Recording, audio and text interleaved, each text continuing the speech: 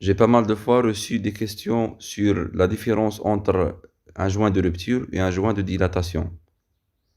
Dans cette vidéo, on va essayer tout d'abord de définir ça veut dire quoi un joint, quelle est son importance et le rôle primordial qu'il joue dans un bâtiment. Et par la suite, on va voir la différence entre ces deux types de joints. Donc avant de commencer, je vous invite à regarder toute la vidéo et à vous abonner sur la chaîne.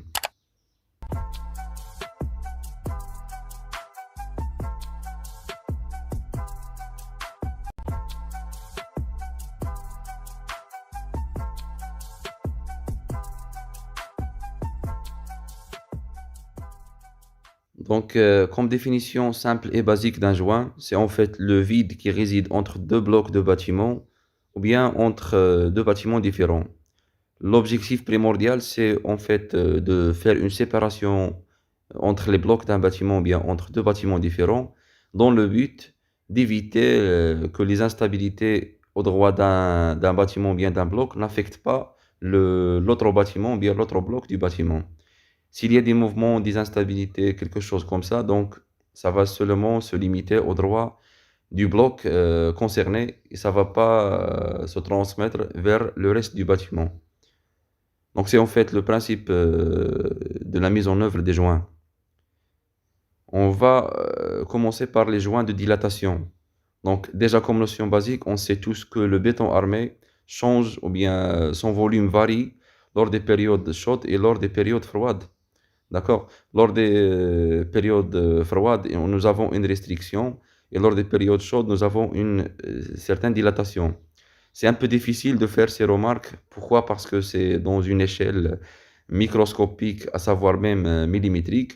Mais en fait, ces variations de volume, s'il s'agit d'un élément en béton armé très long, de très longue distance, il va certainement renfermer des fissurations. Pourquoi? Parce que ces variations de volume n'ont pas trouvé le vide où ils peuvent se libérer tout simplement.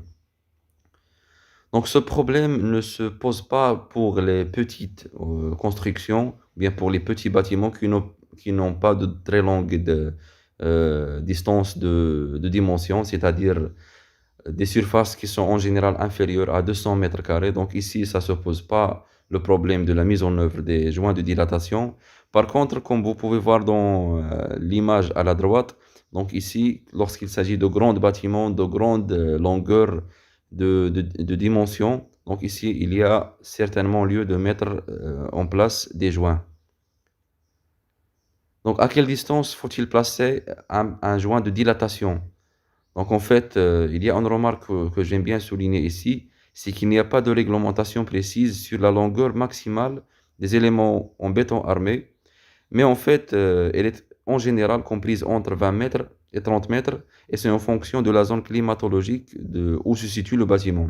C'est-à-dire lorsqu'il s'agit par exemple d'un bâtiment situé dans une région qui est très chaude, soit disons aride ou bien désertique, donc en général, on préfère travailler avec des valeurs inférieures à 25 mètres.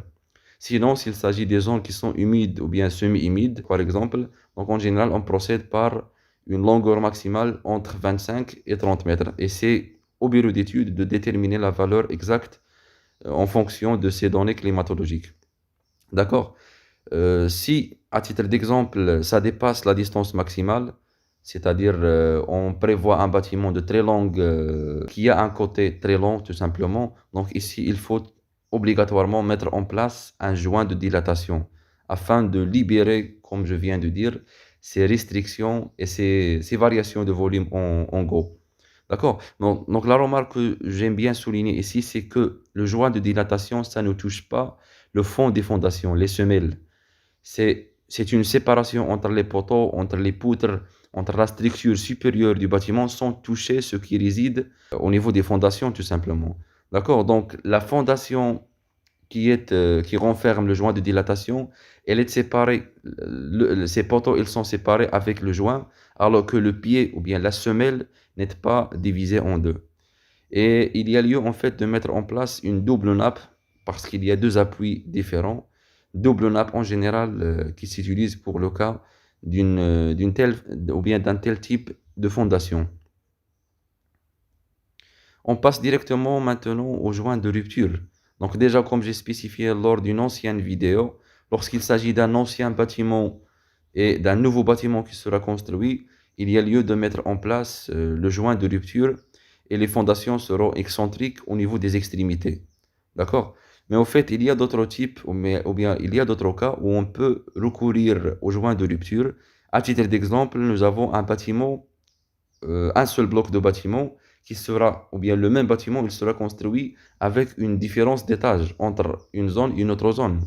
D'accord? Donc, il se peut parfois que nous avons un seul rez-de-chaussée sans étage supplémentaire au-dessus, alors que d'autres zones contiennent beaucoup plus d'étages.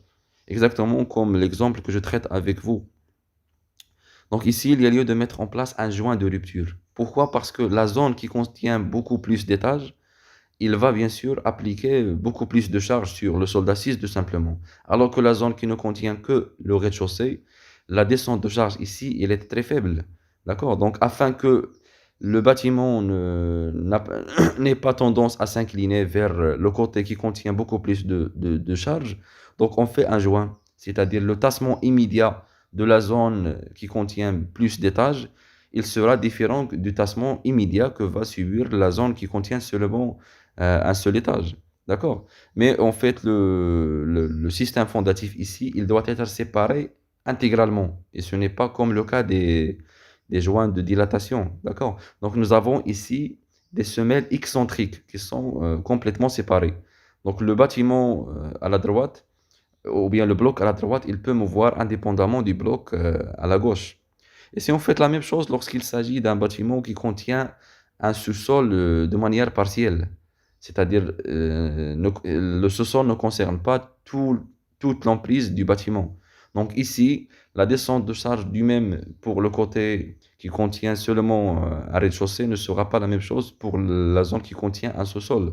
Donc il y aura une différence de descente de charge et du coup, en termes d'étassement immédiat, il y aura une différence. Et c'est pourquoi on préfère travailler par une séparation entre ces deux blocs moyennant des joints de rupture.